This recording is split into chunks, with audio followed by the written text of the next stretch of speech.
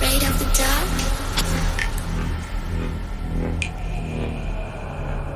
Are you scared? Hello and welcome to the Surrey Supernatural YouTube channel. My name is Graham and I run a Surrey Supernatural Investigations Facebook group. Today I will tell you about the origins of Halloween.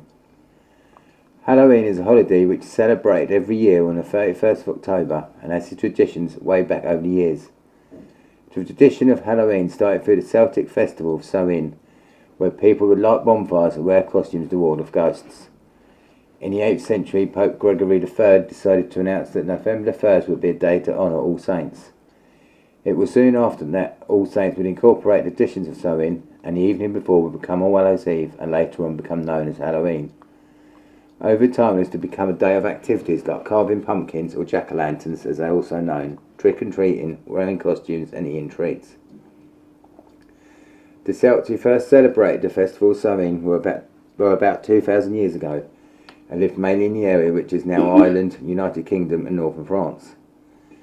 The Celts celebrated their new year on the 1st of November, and this was to celebrate the end of summer and harvest and to signal the start of winter and the long dark nights.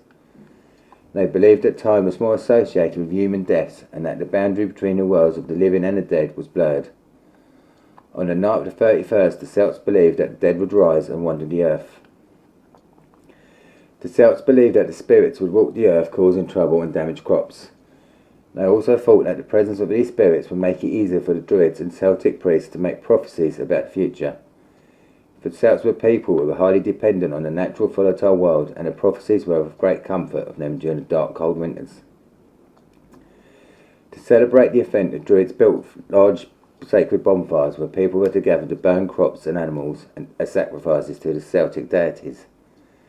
During this celebration, the Celtics would dress in costumes made from animal skins and heads and attempt to tell each other's fortunes. When the celebration was over, they would relight their fires from the sacred bonfire in the hope that this would protect them during the winter.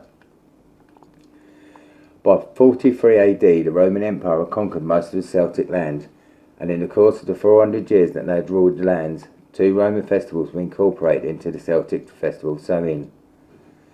The first was a festival called Ferrella, which the Romans celebrated the passing of the dead, and the second was the festival to honour Pomona, the goddess of fruit and trees.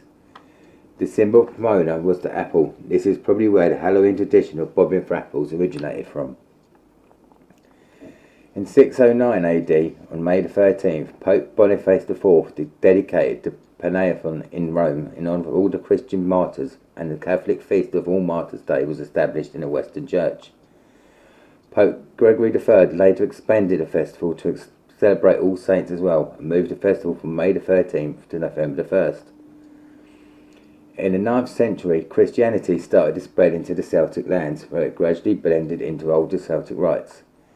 In 1000 AD, the Church made November the 2nd All Souls' Day, and it made it a day to celebrate the dead, which was widely believed that it was an attempt to remove the Celtic tradition and replace it with a church-sanctioned festival. All Souls' Day was celebrated in a similar way to Samhain, with big bonfires, large parades and people dressing up in costumes, mainly as angels, saints and devils. The All Saints celebrations was also known as All Hallows Eve or All Hallow Mass, which came from Middle English.